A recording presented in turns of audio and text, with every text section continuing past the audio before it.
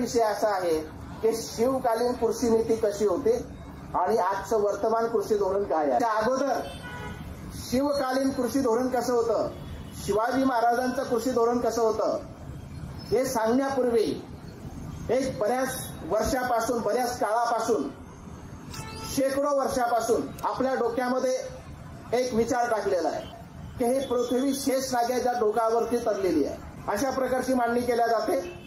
अण्णाभाऊ साठेंनी सर्वप्रथम ही मांडणी खोडली आणि त्यांनी सांगितलं की ही पृथ्वी शेषनागाच्या डोक्यावरती तरलेली नसून कष्टकऱ्याच्या तळ हातावर तरलेली आहे, अशी मांडणी अण्णासाहेब साठेंनी केली।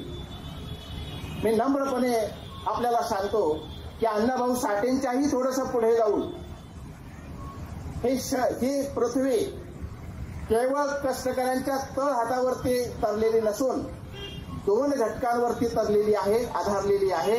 नंबर 1 आहे स्त्री आणि नंबर 2 आहे शेतकरी। आपल्याला हे सांगितलं पाहिजे की हे दोन घटक आज कधी नव्हे एवढे संकटात सापडलेले आहे। आमच्या आया बहिणींवरती उघडपणे अत्याचार होतोय, बलात्कार होतोय, काही दखल घेतल्या जात नाही। महाराष्ट्रात प्रकरण चालू आहे। राजीनामा कसा घ्यायचा हा प्रश्न आहे पक्षश्रेष्ठीसमोर, काही कोणी दखल घेत नाही। आणि शेतकऱ्यांवरती सुद्धा अनेक संकट येत आहे आणि ते संकट आली म्हणून संजू भाऊला एक आकडा सांगतो की या देशामध्ये 1995 पासून तर 2024 पर्यंत 4,25,000 शेतकऱ्यांनी आत्महत्या केल्या आहे। आणि हा आकडा माझा नाही, हा राष्ट्रीय गुन्हे नोंद विभागाचा आकडा आहे जे पोलीस डिपार्टमेंट करतं।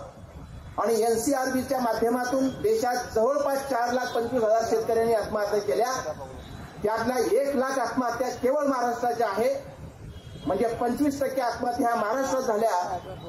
आणि महाराष्ट्रात झालेल्या 1,00,000 आत्महत्यांपैकी जवळपास 25 ते 30,000 आत्महत्या विदर्भात झाल्या आणि विदर्भातल्या आत्महत्यांपैकी सर्वात जास्त आत्महत्या यवतमाळ जिल्ह्यात झाला, त्यात आपण राहतो।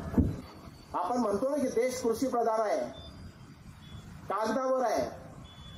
हा देश जर कृषी प्रधान असता तर या देशाची धोरणं कृषीला प्राधान्य क्रमावर ठेवून आखल्या गेली असती आणि कृषीला प्राधान्य क्रमावर ठेवून जर धोरणं आखल्या गेली असती तर माझ्या बळीराजानं आत्महत्या केली नसती।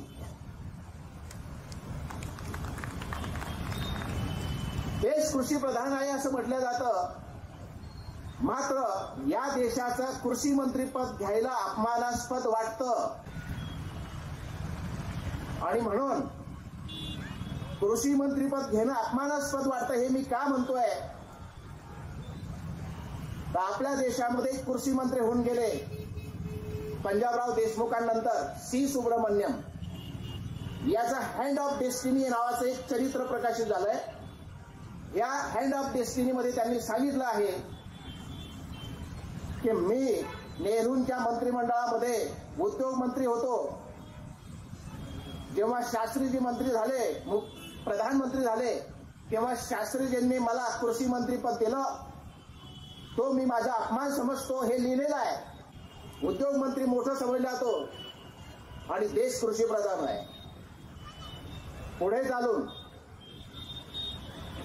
सी सुब्रमण्यमला गैरसमज जो झालेला आहे तो दूर करण्यासाठी शास्त्रीजी त्यांना सांगतात की तुम्ही एक हुशार मंत्री आहात, आपल्या देशामध्ये कृषीला चांगले दिवस आणायचे म्हणून हेतुपुरस्सर तुमच्याकडे ते खातं मी देतोय।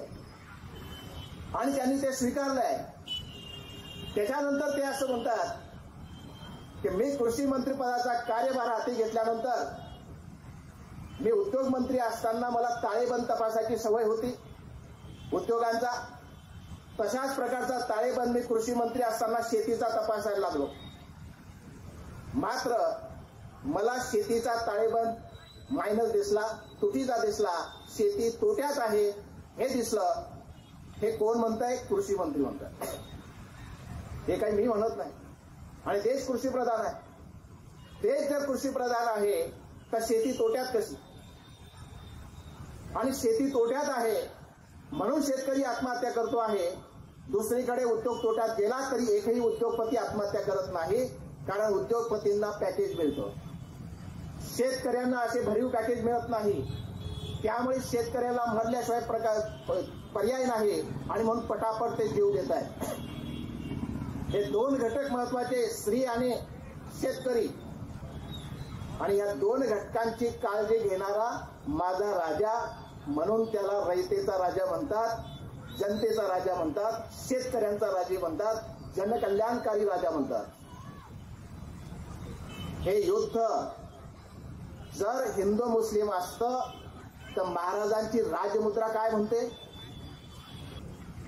की प्रतिपदेच्या चंद्रकोरीच्या दररोज उमलणाऱ्या कलेप्रमाणे, प्रतिपदेच्या चंद्रकोरीच्या दररोज उमलत जाणाऱ्या कलेप्रमाणे साऱ्या विश्वाला वंदनीय असणारी शहाजी पुत्र शिवाजी महाराज यांची राजमुद्रा जनकल्याणकारी राज्याचे प्रतिबिंब आहे. जनकल्याणकारी राज्याचे, हिंदू राज्याचे म्हटलं का, जनकल्याणकारी राज्याचे हा शब्द जेव्हा येतो तेव्हा देशामध्ये जे जे लोक राहतात ते जनता त्याचं कल्याण करणारी मुद्रा आहे. कुठे हिंदू आहे, कुठे हिंदू शब्दाचा प्रयोग केला आहे. आणि म्हणून हिंदू मुस्लिम हा वाद आपण मिटवला पाहिजे. मराठा सेवा संघाने मोठ्या प्रमाणात याच्यात यश मिळवलं. त्याच्यामुळे 1990 पासून मराठा सेवा संघ काम करत आहे. म्हणून महाराष्ट्रातल्या हिंदू मुसलमानच्या दंगली थांबलेल्या आहेत. नाही तर शिवजयंती म्हटलं की दंगली व्हायच्या, गणपती उत्सव म्हटला की दंगली व्हायच्या. आता मात्र ते थांबलेलं आहे. आणि हे शिवजयंती आपल्याला हेही सांगितलं पाहिजे की शिवजयंती महोत्सव केवळ महाराष्ट्रात साजरा केला जात नाही, जगभर साजरा केला जातो आणि जगातल्या तब्बल 130 देशांमध्ये साजरा केला जातो. एवढ्या मोठ्या प्रमाणावरती एखाद्या राजाची जयंती साजरी करणं, जगभर ज्याची जयंती साजरी होते, मला वाटलं विश्वातला हा एकमेव राजा असावा, याच्यासारखा दुसरा राजा नाही. म्हणून शिवाजी महाराज इतर राजांपेक्षा वेगळे आहेत. शिवाजी महाराज एकमेव असा राजा आहे, तुम्ही इतिहास अभ्यासात तुमच्या असं लक्षात येईल की त्यावेळेला प्रत्येक राजाच्या दरबारामध्ये नर्तकी होत्या. त्यावेळेला प्रत्येक राजाच्या दरबारामध्ये मदिरा पिल्या जात होते. मात्र शिवाजी महाराज असे एकमेव राजे आहे की या राजाच्या दरबारामध्ये नर्तकी नव्हत्या आणि मदिरा पान होत नव्हतं. हा राजा जनतेसाठी अहोरात्र लढत होता. स्वतःच्या आयुष्यासाठी, स्वतःच्या ऐश आरामासाठी शिवाजी महाराजांनी राज्य केलं नाही, राज्य स्थापन केलं नाही. आणि दुसरी महत्वाची गोष्ट आपल्याला सांगितली पाहिजे की शिवाजी महाराज इतर राजांसारखा आयत्या पिठावरचा नागोबा नव्हे. बाकीचे जे राजे झाले ते वंश परंपरागत झाले. अकबराचा मुलगा जहांगीर, जहांगीरचा मुलगा शहाजहान, शहाजहानचा मुलगा औरंगजेब, हे सर्व वंश परंपरेने गादीवर बसलेले आहे. शिवाजी महाराजांनी आपली गादी स्वतः निर्माण केली. हा फरक इतर राजांमध्ये आणि शिवाजी महाराजांमध्ये आहे आणि म्हणून शिवाजी महाराज वेगळे ठरतात. हे आपल्याला सांगितलं पाहिजे की स्त्रियांचा सन्मान करा. हे शिवाजी महाराजांना कोणी सांगितलं? हे शिवाजी महाराजांना सांगितलं जिजाऊने. जिजाऊ त्यांच्या लहानपणी त्यांना रामायण महाभारताच्या कथा सांगत होत्या आणि त्या कथेमधून काय बोध घेतला? तर पहिला बोध घेतला की महाभारत जे काही घडलंय ते एका स्त्रीमुळे घडलेलं आहे आणि रामायण सुद्धा एका स्त्रीमुळेच घडलेलं आहे. स्त्रियांवरती जर अन्याय अत्याचार झाला तर रामायण महाभारत घडतो. आपल्याला स्त्रियांची काळजी घ्यावी लागेल, स्त्रियांची सुरक्षा करावी लागेल. हे शिवबाला सर्वप्रथम राजमाता जिजाऊंनी सांगितलं आणि म्हणून शिवबा स्त्रीला, परस्त्रीला माते समान समजणारे राजे होते.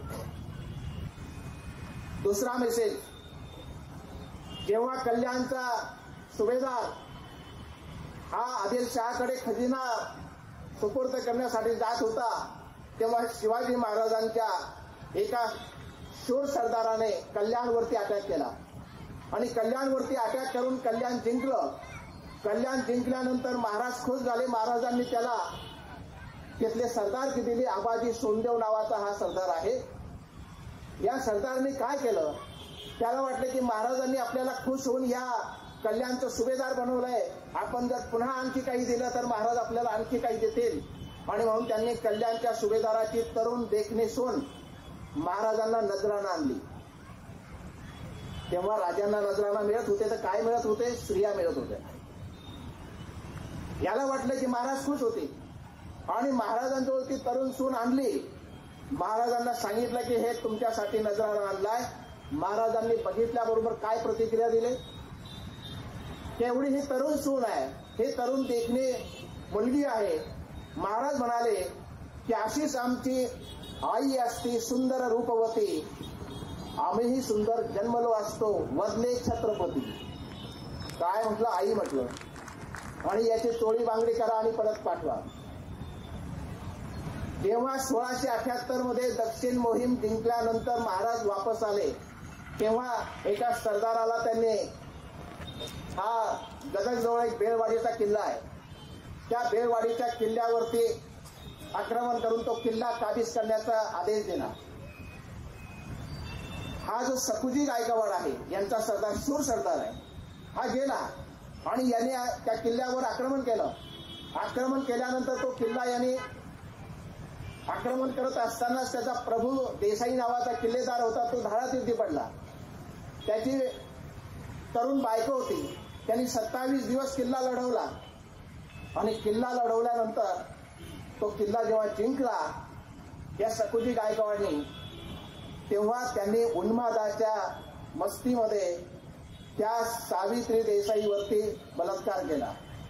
ही घटना जेव्हा महाराजांना कळली तर महाराज काय करतात की यांनी किल्ला जिंकला आणि याला सहानुभूती द्यायची असं नाही, स्त्रियांचं संरक्षण झालं पाहिजे. आणि म्हणून त्यांनी काय शिक्षा दिली, त्या सकुजी गायकवाडचे डोळे काढले आणि त्याच किल्ल्यामध्ये त्याला आमरण कैद सुनावली, अंमलात आणली, हा मेसेज दिला. दुसऱ्या वेळेला सुरतची लूट जेव्हा होते, फक्त स्त्रियांचे प्रसंग सांगतोय, दुसऱ्या वेळेला स्त्रिया जेव्हा सुरतची लूट होते 70 मध्ये, तेव्हा सुरतची लूट आणल्यानंतर एका सैनिकाने त्या लुटीतलं थोडंसं सोनं आपल्या बायकोला दिलं. आणि बायको एवढी इमानदार की हा राजा आपलं संरक्षण करतोय. आजच्या आपली एखादी बायको असते तर ठेवून घेतलं असतं की आपल्याला दिलं आहे लुटीतलं, आपण हे ठेवून घेतलं, मंगळसूत्र वगैरे करून टाकू. त्याने काय केलं, त्याने ते सोनं घेऊन महाराजांकडे आले आणि महाराजांना सांगितलं की हे माझ्या नवऱ्याने लुटीतलं सोनं मला दिलंय, हे मी परत करते. आता त्या सैनिकाला वाटलं की आपलं काही खरं नाही, आता आपल्याला पनिशमेंट होईल. मात्र त्या सैनिकाला बोलावलं आणि हकीकत विचारली की का बरं तू घरी सोनं दिलं. तेव्हा त्या सैनिकाने सांगितलं की राजे, माझ्या बायकोच्या गळ्यात मंगळसूत्र नव्हतं म्हणून मंगळसूत्रापुरतं सोनं मी दिलं, जास्त सोनं मी दिलेलं नाही, ते तिने वापस आणलंय. महाराजांनी आदेश काढला की माझ्या राज्यामध्ये ज्या ज्या माय बहिणींच्या गळ्यामध्ये मंगळसूत्र नसेल त्यांना राजकोषामधून सोनं देऊन मंगळसूत्र करा.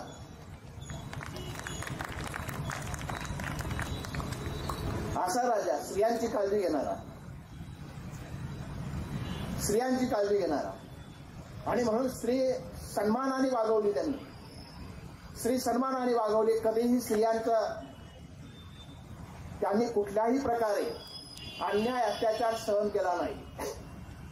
आणि आपल्या सैनिकांना सुद्धा सक्त ताकीद होती की युद्धाच्या प्रसंगी तुम्हाला युद्धामध्ये जर एखादी परकीय शत्रूची स्त्री सापडत असेल आणि कुराण सापडत असेल तर त्याचं रक्षण करा. त्या स्त्रीला सही सलामत त्यांच्याकडे नातेवाईकांकडे पाठवा आणि कुराणची प्रत मुस्लिम बांधवाकडे सुरक्षित द्या. म्हणजे कुराण आणि स्त्री हे सुरक्षित ठेवा, असं महाराजांचे आदेश होते. आणि म्हणून स्त्रियांचा कैवार घेणारा हा राजा शेतकऱ्यांसाठी काय केलं, काय होती शिवकालीन कृषी नीती, तर शेतकऱ्यांच्या संदर्भामध्ये महाराजांनी अनेक आदेश काढले आहे. तेव्हा सुद्धा शेतकरी परेशानच होता, तेव्हा सुद्धा शेतकऱ्यांसमोर अडचणीच होत्या. मात्र शेतकऱ्यांच्या अडचणी विचारात घेऊन या महाराजांनी आपल्या सरदारांना आदेश दिले. काय आदेश दिले की कोणीही माझ्या शेतकऱ्याच्या शेतातील भाजीच्या देठालाही हात लावायचा नाही, कोणीही त्याच्याकडून फुकट घ्यायचं नाही, कोणीही त्याला लुटायचं नाही, शेतकऱ्यांवर कोणीही जोर जबरदस्ती करायची नाही.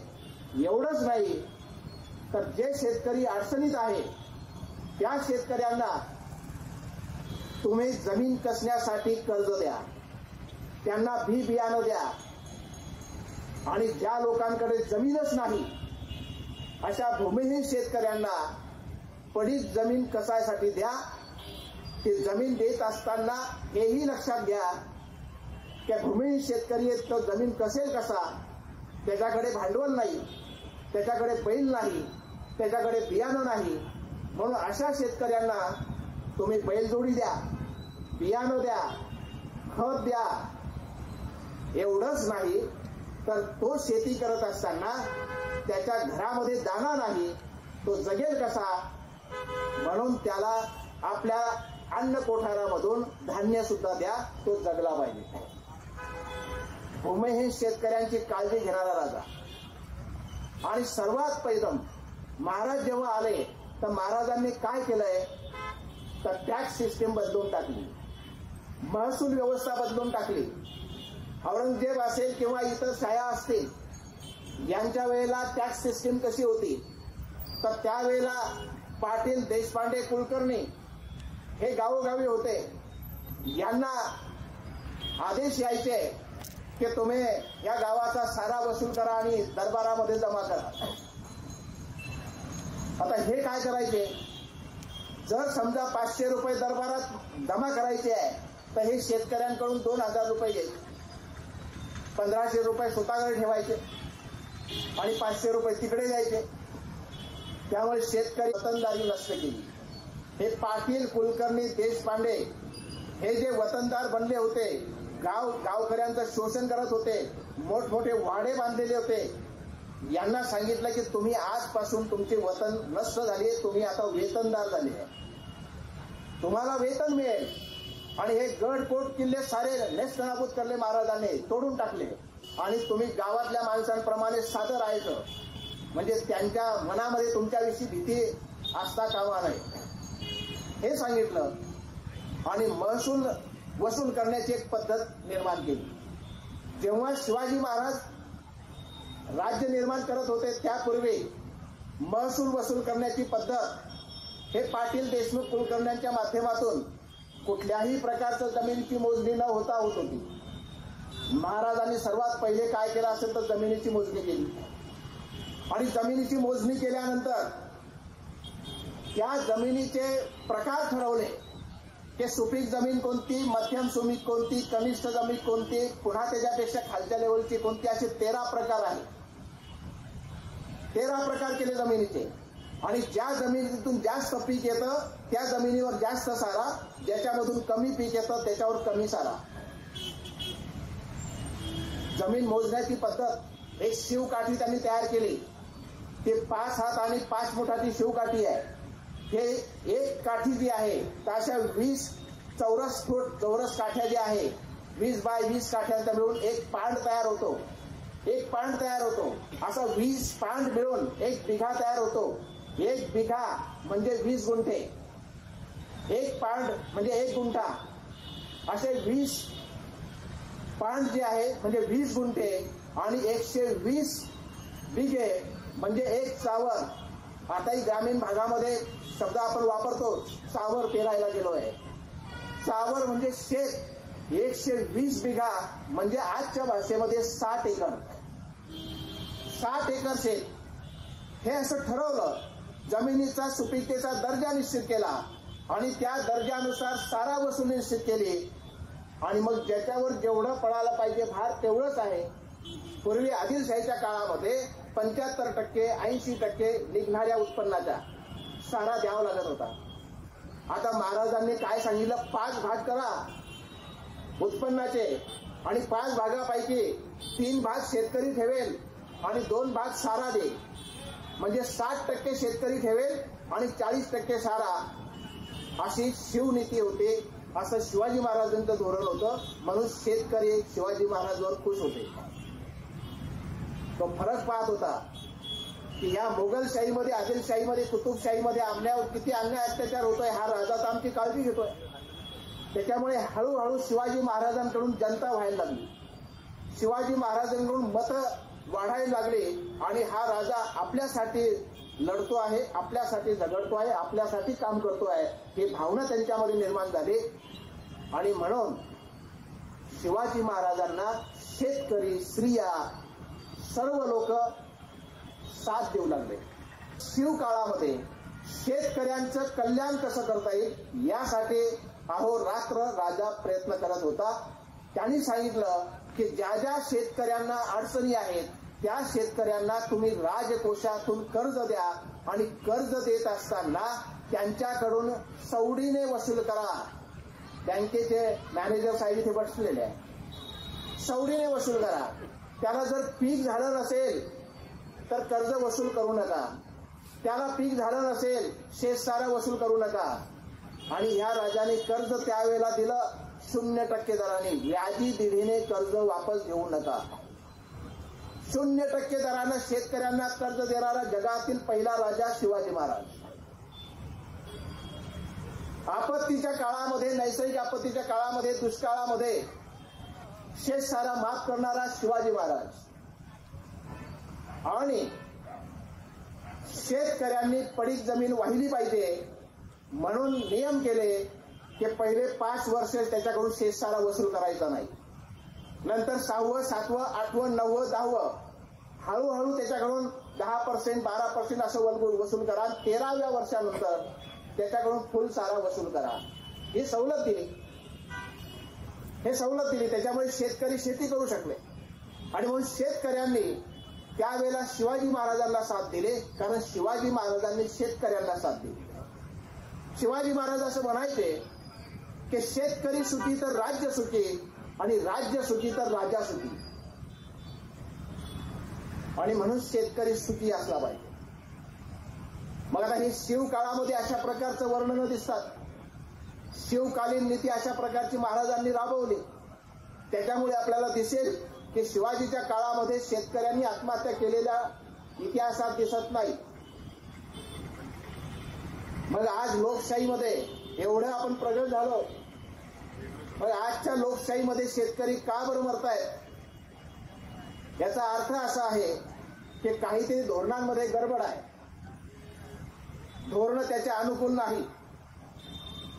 त्यावेळेला महाराजांनी आयात निर्यात धोरण असं ठेवलं होतं की बाहेरच्या देशाहून माल या ठिकाणी येता कामा नये, शेतकऱ्यांच्या मालाच्या किमती पडता कामा नये. शेतीपूरक आयात निर्यात धोरण. आणि दुसरं महत्वाचं सांगितलं पाहिजे, जे आज फार मोठं चर्चेला जातं, शेतमालाला हमी भाव. कोकणामध्ये नारळ आणि सुपारीचं पीक कॅश क्रॉप आहे. आणि नारळ आणि सुपारीच्या पिकावरती सारा लावताना किंवा ते खरेदी करताना महाराजांनी एक नीती अवलंबलेली आहे. अधिकाऱ्यांना सक्त सूचना दिलेल्या आहे की हे पिकं तुम्ही किमान हमी भावाने खरेदी करा. आणि त्या मालाची पूर्ण खरेदी होईपर्यंत अधिकाऱ्यांनी तिथे थांबावं. म्हणजे व्यापारी त्यांची लूट करणार नाही, कमी भावाने ते घेणार नाही.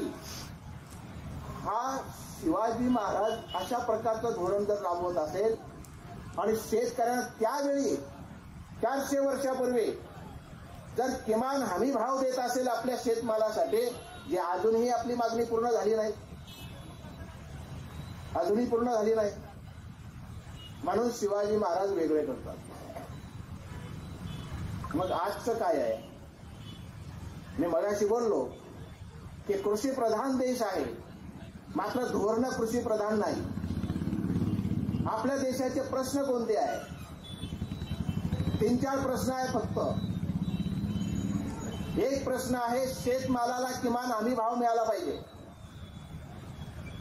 दुसरा प्रश्न आहे शेतकऱ्याला पर्याप्त प्रमाणात कर्ज पुरवठा मिळाला पाहिजे. तिसरा प्रश्न आहे शेतमालाच्या अनुसरून, शेतकऱ्याच्या अनुसरून, शेतीला अनुसरून आयात निर्यात धोरण असलं पाहिजे. आणि चौथा प्रश्न आहे आपल्या देशाचा जलसिंचनाच्या सुविधा वाढवल्या पाहिजे. महाराजांनी त्यावेळेला जलसिंचन सुविधा निर्माण केल्या, ते आजही दिसतात, त्याचे अवशेष आजही दिसतात. त्यांनी त्यावेळेला जलनीती आखली, अंमलबजावणीत आणली. आणि म्हणून महाराज जलतज्ञ सुद्धा आहे, महाराज अर्थतज्ञ सुद्धा आहे, महाराज अभियंता सुद्धा आहे आणि महाराज मॅनेजमेंट गुरु सुद्धा आहे. हे का शिकवल्या जात नाही आम्हाला? का बरं आम्हाला अफजल खानाचा कोथळा शिकवला जातो?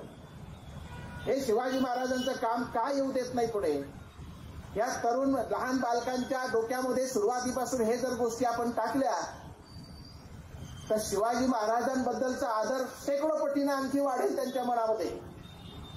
आम्ही का करत नाहीये?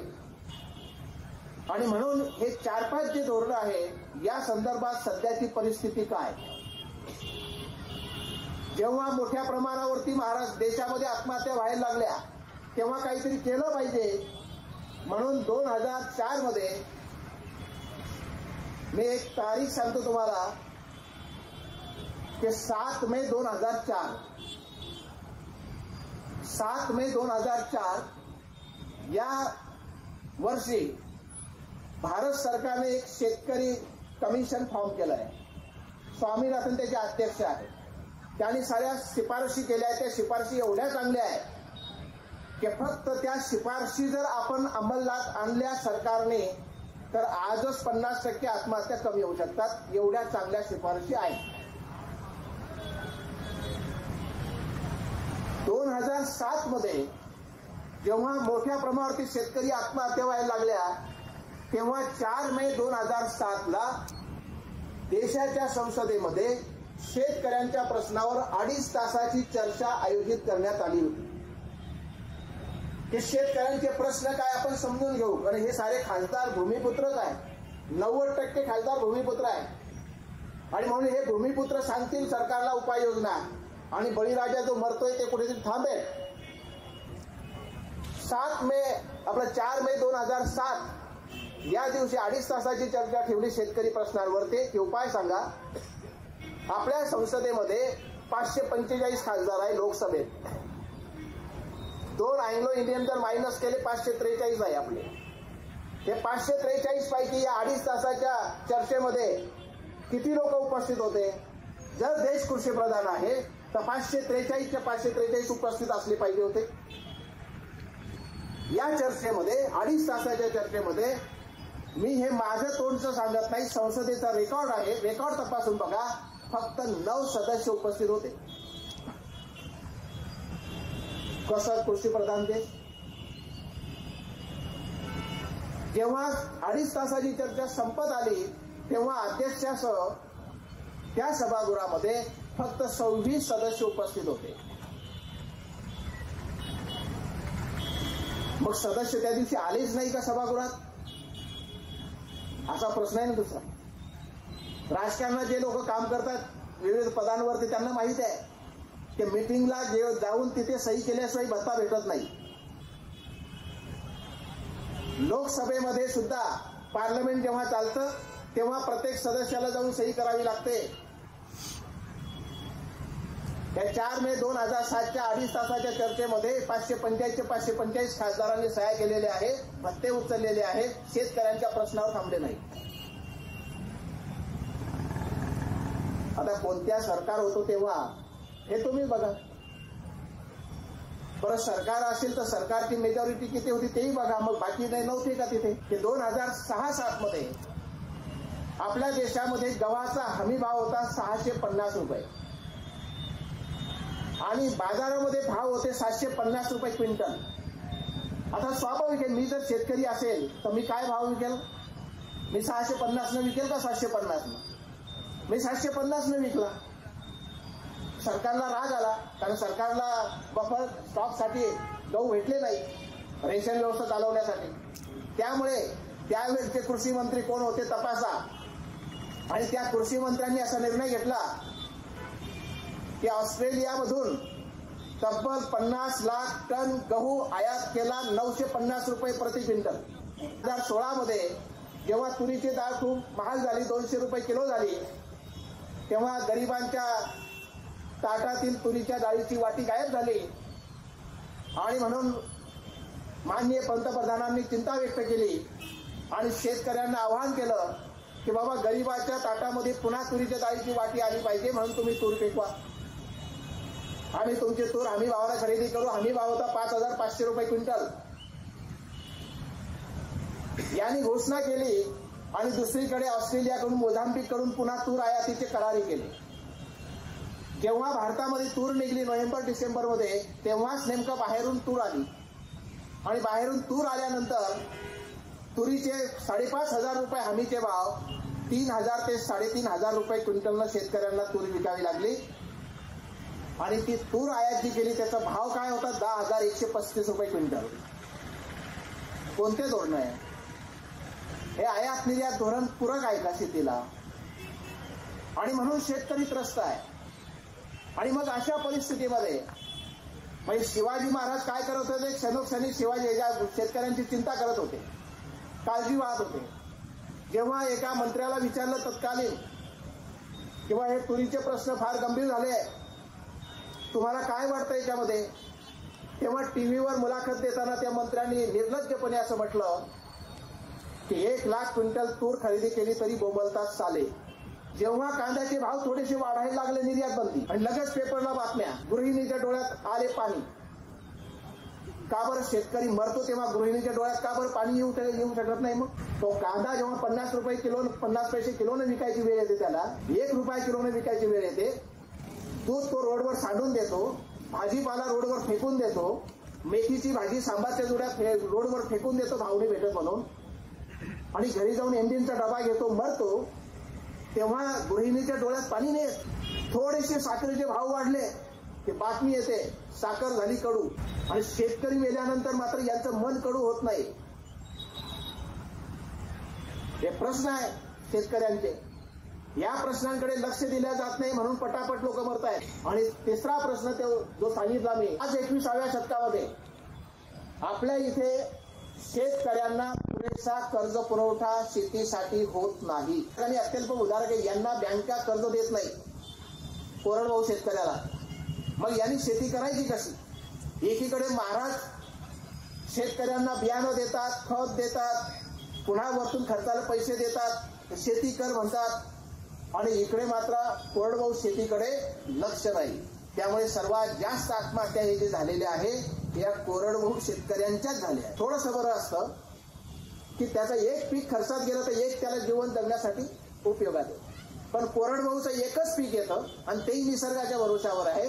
आणि अलीकडे हवामान बदलामुळे निसर्ग अनियमित झाला आहे. तो कधी एवढा पाऊस येतो की तुमचं सारं जमीन खरडून जाणं पीक घेऊन जातो, आणि कधी कधी पाऊस एवढा गॅप देतो की तुम्ही पेरलेलं शेतातलं अंकुर हे वाळून जाते. म्हणजे दोन्हीकडून नुकसान आहे.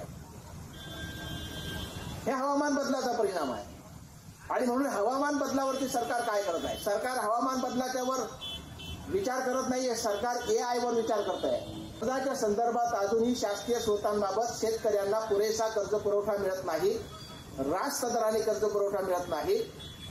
त्यांना चीनचं आपण नेहमी उदाहरण घेतो, त्यांना आपण देतो का?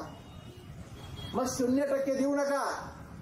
आमची एवढीच विनंती आहे की शेतकऱ्यांना 4% दराने कर्ज पुरवठा करा, कारण त्याला तुमच्याकडून कर्ज मिळत नाही म्हणून तो सावकाराकडे जातो.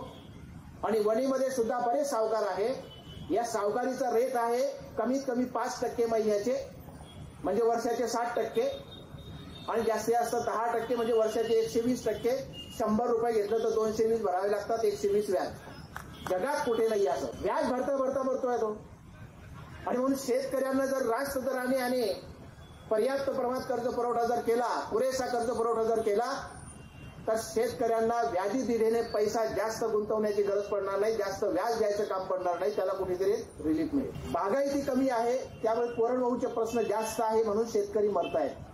मग शेतकऱ्यांसाठी जलसिंचनाच्या सुविधा सरकारने का वाढवू नये? स्वामीनाथन आयोगाने सांगितलंय की जलसिंचनाच्या सुविधांमध्ये वाढ करा. तुम्हाला गोसी खुर्द प्रकल्प माहिती आहे, विदर्भामधला हा गोसी खुर्द प्रकल्प भंडारा जिल्ह्यामध्ये येतो. 1984 ला इंदिरा गांधींनी मान्यता दिली. 23 ऑक्टोबर 1984, इंदिरा गांधी 31 ऑक्टोबरला गेल्या. 1988 मध्ये राजीव गांधी पंतप्रधान होते, त्यांच्या हाताने उद्घाटन झालं. आज काय सुरू आहे 2025, अजूनही 90% काम झालंय, 10% काम बाकी आहे. शेतकऱ्यांना पाणी पुरेसं मिळत नाहीये. खर्च किती झाला तर स्थापनेच्या वेळेला प्रकल्पाचा खर्च फक्त 372 कोटी होता. आजपर्यंत त्या प्रकल्पावर 18,000 कोटी रुपये खर्च झाला आहे, मात्र अजून प्रकल्प पूर्ण झालेला नाही. अशी जर उलटी नीती असेल तर प्रकल्प कसे निर्माण होतील, शेतकऱ्यांना पाणी कसं मिळेल, शेती कशी बागायती होईल, हा प्रश्न आहे. स्वामीनाथन साहेबांनी पुन्हा एक सांगितलंय की शेतीला संविधानिक दर्जा द्या, संविधानिक दर्जा द्या, कायद्याचा दर्जा द्या. कारण आपल्याकडे किमान हमी भावाचं जे काही 23 पिकांचा हमी भाव जाहीर केले जातात, ते जर दिले नाही तर शेतकऱ्यांना सरकारच्या विरोधात कोर्टात जाण्याचा अधिकार नाहीये. कारण शेती संविधानिक क्षेत्रामध्ये येत नाही, ते समवर्ती सूचीत येते. राज्य आणि केंद्र दोघांचा मिळून मसला आहे तो. आणि म्हणून स्वामीनाथन साहेबांनी सांगितलं की संविधानिक दर्जा द्या, म्हणजे यांनी जर कबूल केलं दिलं नाही तर कोर्टात जात आहे. 2014 मध्ये जेव्हा मोदी साहेब उभे राहिले होते इलेक्शनला, तेव्हा तुमच्याच यवतमाळ जिल्ह्यामध्ये दाबडी नावाचं गाव आहे, तिथे ते येऊन चाय पे चर्चा त्यांनी कार्यक्रम घेतला होता. आणि त्या कार्यक्रमात त्यांनी सांगितलं होतं की मला जर तुम्ही निवडून दिलं तर मी तुम्हाला स्वामीनाथन साहेब म्हणतात तसं किमान हमी भाव देईल शेतमालाला. आणि स्वामीनाथन साहेब काय म्हणतात की एकूण उत्पादन खर्च प्लस 50% एवढा किमान हमी भाव असला पाहिजे. जर कापसाला 8,000 रुपये खर्च आला असेल तर त्यात 4,000 जोडा, म्हणजे 12,000 रुपये क्विंटलने कापूस गेला पाहिजे. मला सांगा 12,000 रुपये क्विंटलनी कापूस जर आजही गेला तर कोणी मरेल का? आणि हे आकडे मी काल्पनिक सांगत नाही. 8,000 रुपये खर्च येतो एका क्विंटलला यवतमाळ जिल्ह्यात. म्हणून एकूण उत्पादन खर्च अधिक 50% एवढा किमान हमी भाव आम्ही देऊ, असं मोदी साहेबांनी त्यावेळेला सांगितलं. मात्र त्यांच्यावर विश्वास ठेवून शेतकऱ्यांनी प्रचंड बहुमत दिलं. सरकार सत्तेत आल्यानंतर वर्ष दीड वर्ष काही हालचाल नव्हते, तेव्हा एक जनहित याचिका सुप्रीम कोर्टात दाखल झाली आणि त्या सुप्रीम कोर्टामध्ये विचारणा करण्यात आली की असं यांनी अजेंड्यावर सांगितलं होतं, मात्र अजून ते कंप्लीट केलेलं नाही, आम्हाला न्याय पाहिजे. सुप्रीम कोर्टाने केंद्र सरकारला नोटीस बजावली की तुम्ही असं जर हे सांगितलं असेल तर याचं पुढचं काय झालं ते सांगा. त्यावेळेला अर्थमंत्री होते, कॉमर्स मिनिस्टर होते त्यावेळेला ते अरुण जेटली. अरुण जेटलीने सरकारच्या वतीनं तिथे अफिडेव्हिट सादर केलं केंद्र सरकारच्या वतीनं की असं देता येत नाही.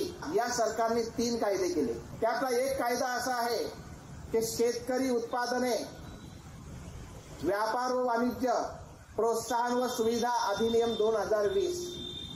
हा शेतकरी कायदा काय आहे तर हा शेतकरी कायदा आहे तुमचं जे एपीएमसी सध्या सुरू आहे, या एपीएमसीला पॅरलल व्यवस्था निर्माण करायची खाजगी.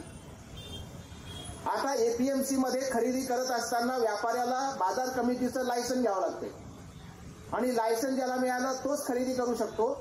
आणि जो लायसन होल्डर व्यापारी आहे त्याच्याकडून त्यांनी जर माल खरेदी केला असेल तर त्या शेतकऱ्याला पैसे मिळण्याची हमी आहे त्या मालाची.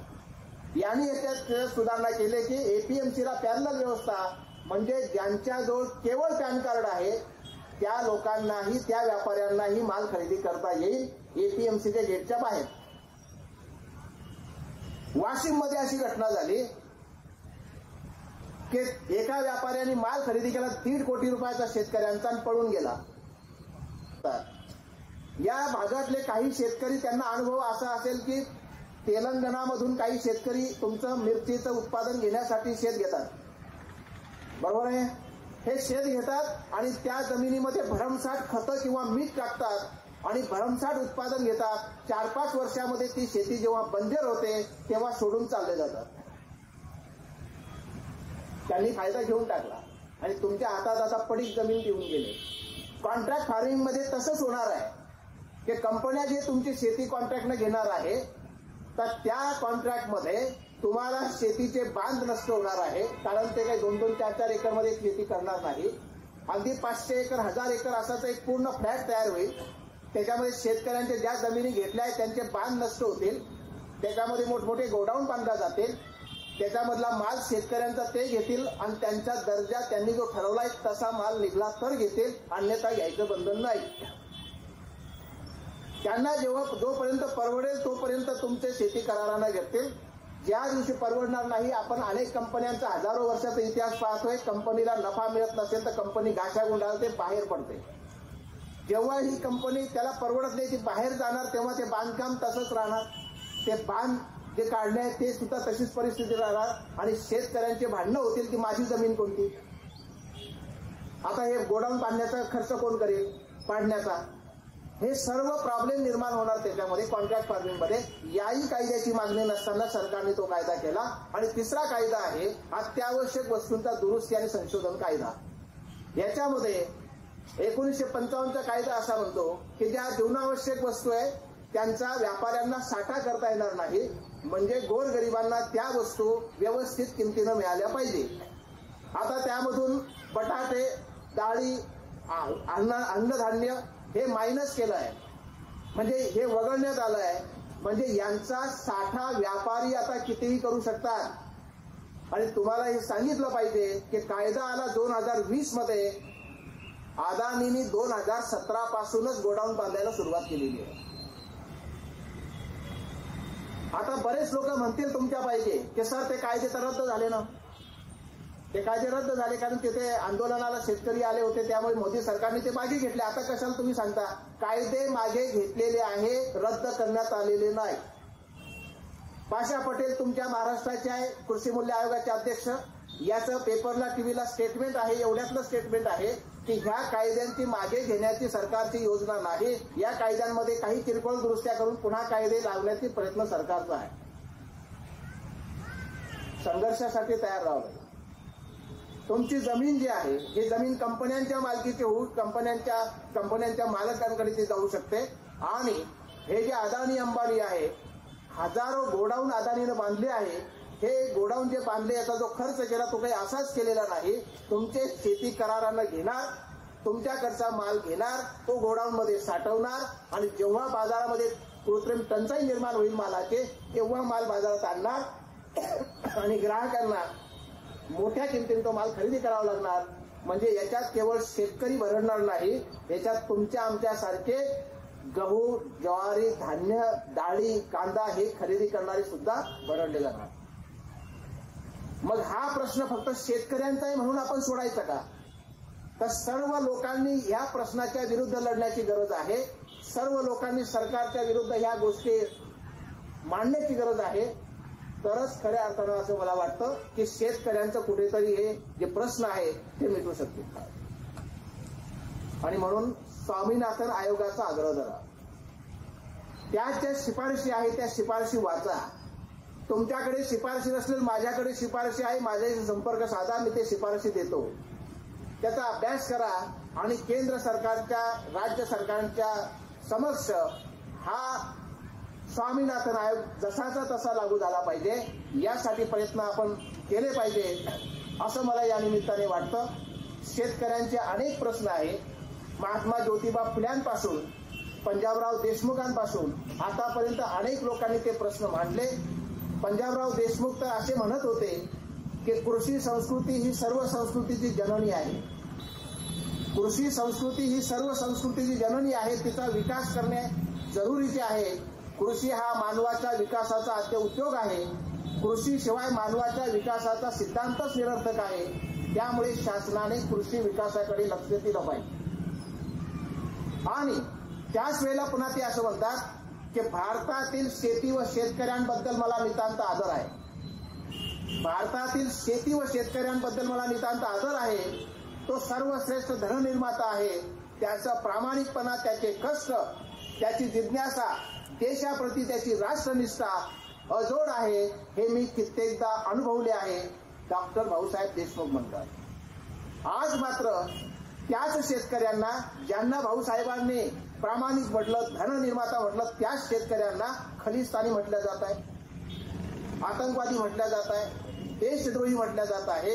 एवढंच नाही तर त्यांनी दिल्लीवर चाल करून येऊ नये म्हणून बॉर्डरवरती गड्डे खोदल्या जात आहे, सिमेंटचे रोड खोदल्या जात आहे, खिळे ठोकल्या जात आहे, त्यांच्यावर अश्रुधुरा मारल्या जात आहे. थंडीच्या दिवसांमध्ये, हिवाळ्याच्या दिवसांमध्ये त्यांच्यावरती थंड पाण्याचे फवारे मारले जात आहे. अरे याच्यापेक्षा मोगल चांगले होते. किमान मोगलांनी असं केलेलं नाही. आजच्या लोकशाहीमध्ये तसं सुरू आहे. अजूनही सिंगू बॉर्डरवर शेतकरी बसलेले आहे. त्यांना दिल्लीला जाऊ दिलं जात नाहीये. 13 महिने शेतकऱ्यांचं आंदोलन तिथे झालं तेव्हा 750 शेतकऱ्यांचं प्राण गेलाय तिथे. बातमी नाही, कोणाला माहित नाही. आणि म्हणून शेतकरी संघर्षासाठी जर असं त्या ठिकाणी मरत असेल आणि ज्या कायद्यांची मागणी न करता शेतकऱ्यांसाठी अनावश्यक कायदे सरकार करत असेल तर शेतकऱ्यांनी एकजूट झाल्याशिवाय हा प्रश्न सुटू शकत नाही. त्यामुळे शेतकऱ्यांनी आपलं एक मजबूत संघटन उभं केलं पाहिजे. त्याशिवाय शेतकऱ्यांचे प्रश्न सुटणं अशक्य आहे. शेवटी शेतकऱ्यांच्या अनुषंगाने एक छोटीशी कविता आपल्या समोर सादर करतो आणि मी रजा घेतो. ते कविता अशी आहे की एवढाच मान राखा देवा माझा, एवढाच मान राखा देवा माझा, सदा सर्व काळ सुखी राहो बळीराजा. कोण त्याच जीवाची न आता चिता जळो, कोणी आत्महत्या करू नये. कोण त्याच जीवाची न आता चिता जळो, एवढीच आस इडा पिडा टळो. नको रे नापिकी नको रे दुष्काळ, नको रे नापिकी नको रे दुष्काळ, नशिबी असू दे सुगीचा सुकाळ. फुलो आनंदी चांदणे, शेतकऱ्याच्या नशिबात फुलो आनंदी चांदणे, देवा एवढीच एक इच्छा, उज्ज्वल भविष्यासाठी बळीराजा तुला हार्दिक शुभेच्छा, हार्दिक शुभेच्छा.